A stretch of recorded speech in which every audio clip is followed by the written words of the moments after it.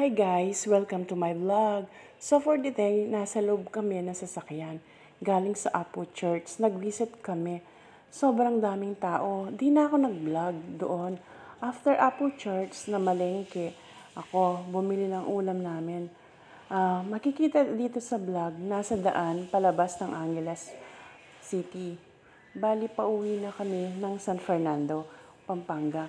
Kasama ko ang dalawang anak ko at sister ko.